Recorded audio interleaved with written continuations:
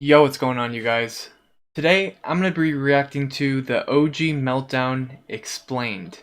Now, I didn't really know there was like problems with OG or anything like that. This is some behind the scenes stuff that I'm just learning about. I really don't know what to expect. So we're going to react to it together. Now, let's just get right into it, guys. I'm excited to see what's going on, and hopefully my boy No Tail doing alright. So if you have been paying any amount of attention to Pro Dota for the past year or so, you've probably noticed some pretty weird things coming out of the OG camp. Whether they are calling world-class rosters arrogant for, well, winning, accusing their esteemed competitors of cheating for simply following the Cheating? rules, or talking disgusting amounts of trash to content creators, I think it's fair to say that the kings of Dota have kind of gone off the rails. The question is, why? I'm actually curious to see I didn't know all that was going on. Okay, so before we dive into things, I gotta do that thing where I shill a little bit. Dota lovers, like the video, subscribe to the channel, and please turn on check out the notifications Score so that Esports. Pretty cool when I get to videos. make another Dota video, like 8 months from now, you get to see it as soon as it goes live. Alright, so if you know anything about the weird, elusive, esoteric esport that is Dotes, you at the very least know who OG is. From brazen superpower to broken and betrayed misfits to 2-time consecutive TI winners, OG is pretty much the biggest thing in Dota. But you already know this, since you've watched True Sight, the Red Bull documentary. If you haven't already watched my True Sight reaction, go ahead and check that out. It is on my channel, you can find it.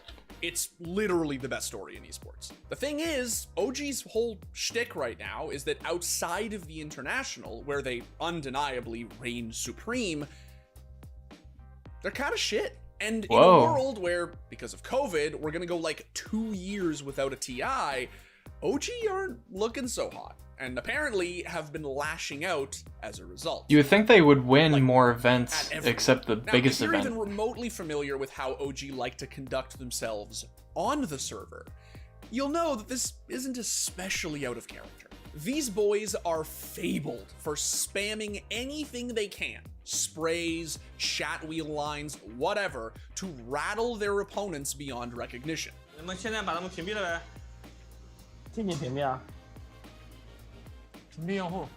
actually made an entire video about their signature chat wheel line, the one that's basically become their calling card, and how OG essentially weaponized it on their way to winning TI8. Here's the thing. About a year after securing their second consecutive TI title, OG's, let's say, confidence began to manifest itself outside of the server as well. I take offense from teams thinking they can win against us. I actually take offense. Like it annoys me, because I'd like to think that after what has been done, they should realize that this isn't realistic. It's like, maybe you can, but there's no way you believe that you can. Okay, that's a bit weird that he said that, because I feel like if you're in the TI at all, you're obviously one of the best teams in the world. Like, I guess he was saying like OG has really only dominated that TI tournament, and there's not that many teams in the TI like actually competing after like the whatever. There's like the phase where you have to like get through a bunch of rounds or whatever to actually compete in the TI. I feel like if you actually get to the TI, you're one of the best teams in the world. So it's weird that he doesn't think like the skill level's a lot closer than it really is. Notably towards Team Secret, the European super squad who'd spent most of 2020 winning, well, nearly everything there was to win. Apparently, Team Secret's Seb, good. OG's coach turned inspirational offlaner, didn't like the way that Secret carried themselves. Yeah, I mean, I think they're a very arrogant team, actually, and I don't respect arrogance at all, so I can't really respect who they are as a team.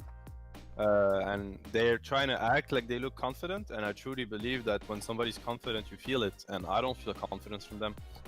And I'm very much looking forward to put them back at their what I think their places. And yeah, right now they're on a high horse, and I don't think they belong there. So I'm looking forward to the day that they fall, and hopefully it will come from us. At least I would love it, and I'm confident that will happen. Yeah, that's what I meant. I just don't like any sort of arrogance. Needless to say, this didn't sit especially well with the community. OG have been known. I don't exactly know if Team Secret was like bragging or something about winning, but if they weren't really being like over the top bragging and stuff, then I don't really know why he would say. You know what I mean? Why would he say that? It's a bit weird.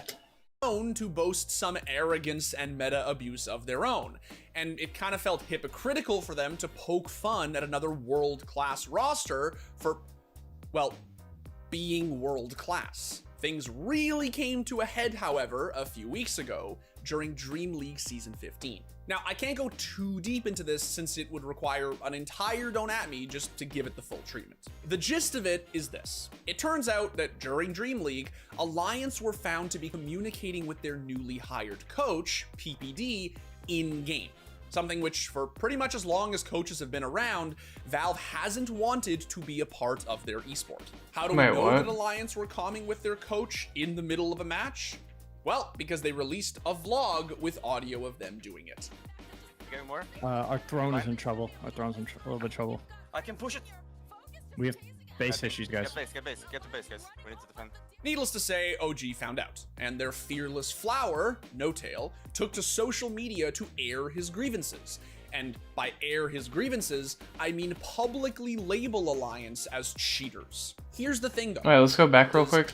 Having a coach during a match has never been allowed. Oh.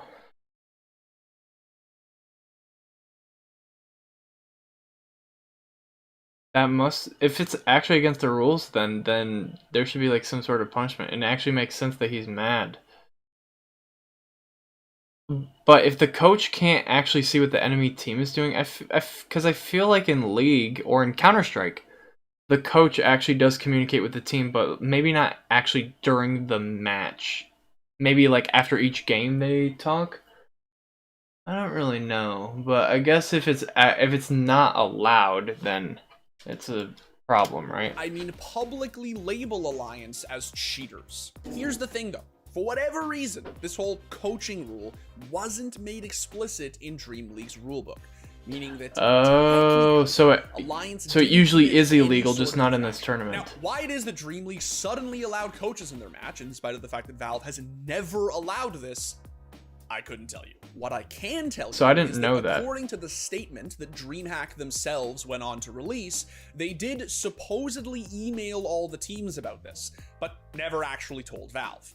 Needless to say, Dream League reverted the rule shortly after, since, again, Gaben no likey. And while No Tail did proceed to backtrack a little, claiming that it wasn't technically Alliance's fault, he maintained that they should have sorted it out with the other rosters beforehand, something which Alliance's carry player, Nico Baby, didn't appreciate. Seb also released a twit longer of his own, where he both clarified what his own issues with the situation were and condemned pretty much everyone involved. Valve, the tournament organizers, and Alliance for allowing it to happen in the first place. Now, look, I'm not gonna come down on one side or the other of this whole thing, since it is complex, complicated, and quite frankly, an absolute clusterfuck. What I will say is that OG came out swinging, and it kind of felt like the straw that broke the camel's back. Not only was there significant community backlash, but on top of that, OG just didn't have the play to back up their all too abrasive attitudes. And Ooh, that's they when couldn't even all the qualify. media started. From who, you ask? Well, the roster that Seb had essentially called out all those months prior. Secret. Well, more specifically, the absolute beauty that is Secret's Twitter guy. As soon as OG's beatdown came to a close, Secret's social media account began unloading. Oh gosh.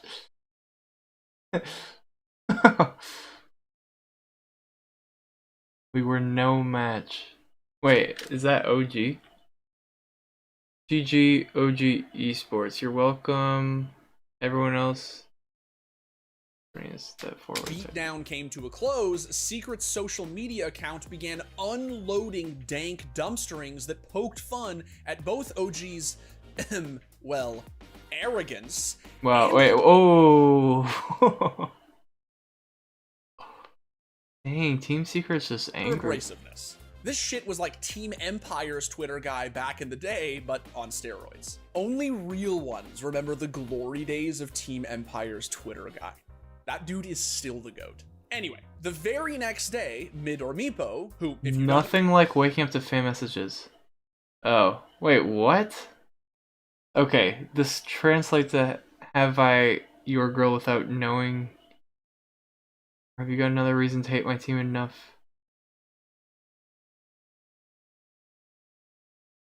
What is he even talking about?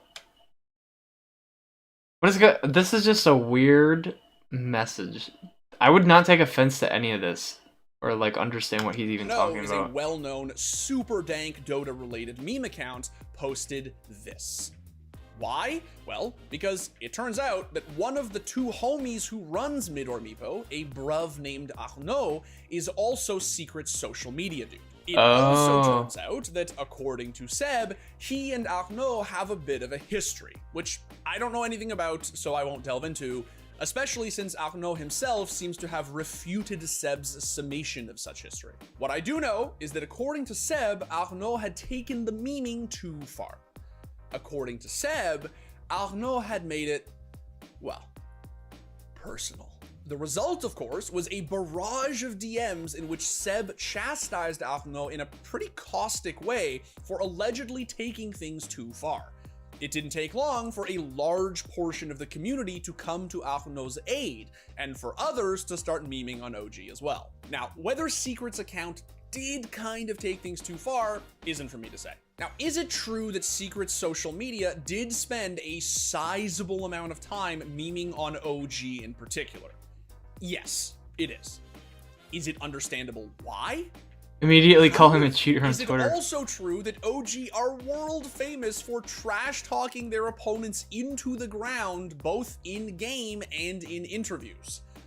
Undeniably. So while the community isn't crazy for wondering if certain members of OG can dish it out, but, you know, not take it, it is important to remember that they were kind of targeted. Now, was it deserved? You could definitely make that case. Was No-Tail a little too quick to crack out the C word, and did Seb take all of Secret's chiding a little too seriously? I mean, yeah, probably. But this is Seb and No-Tail we're talking about. Fixtures of the Dota community. Did they behave kind of poorly? I think so. Will it spell their undoing? I mean, I certainly hope not. OG have always been regarded as class act competitors, and with good reason.